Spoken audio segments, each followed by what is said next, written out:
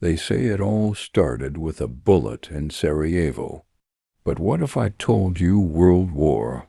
I was already brewing long before that fateful day in 1914. Welcome back to Timeless Treasures, and today we're diving into the real causes of one of the deadliest wars in human history, World War I. June 28, 1914. Archduke Franz Ferdinand of Austria-Hungary is assassinated in Sarajevo by Javrlo Princip, a Serbian nationalist. Yes, this was the spark. But you don't burn down an entire continent unless the powder keg is already full. The assassination triggered the war.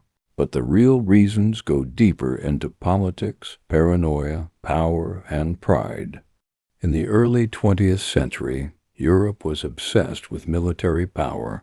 Countries like Germany, France, and Britain poured millions into building massive armies and navies. It wasn't just defense. It was intimidation. Showing off your military muscle became national pride. And when everyone's armed to the teeth and expecting war, you get a world on edge, just waiting for someone to pull the trigger. The second piece of the puzzle: alliances.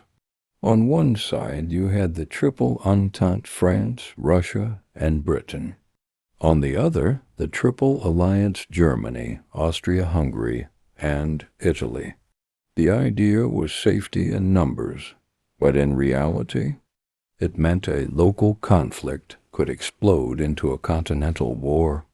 Austria declares war on Serbia. Russia mobilizes Germany, declares war on Russia. France joins, and Germany invades Belgium. Britain declares war. Within weeks, everyone was in. A global chain reaction. Next, imperialism. European powers had spent decades carving up the globe for colonies in Africa, Asia, and the Middle East. Germany, a relatively young nation, felt it was being left out of the imperial game. This created massive tension, especially between Germany and Britain, who saw themselves as colonial rivals. It wasn't just a land war, it was a war over influence, resources, and dominance across the world. Nationalism, the belief that your country is better than everyone else's. In the early 1900s, nationalism was rampant. People were proud, aggressive, and ready to fight for their nation's glory.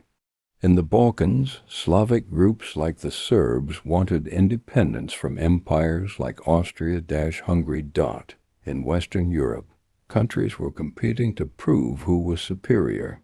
National pride turned into national paranoia, and war became a way to prove your nation's worth. So when the Archduke was shot, the system cracked. Militarism meant everyone was armed. Alliances meant everyone got pulled in. Imperialism raised the stakes, and nationalism made compromise impossible. That's the real story. The assassination lit the fuse, but Europe had spent decades building the bomb. World War I wasn't inevitable, but it was built piece by piece by human choices, and millions paid the price.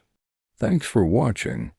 If you found this breakdown helpful, drop a like, subscribe for more real history, and tell us in the comments.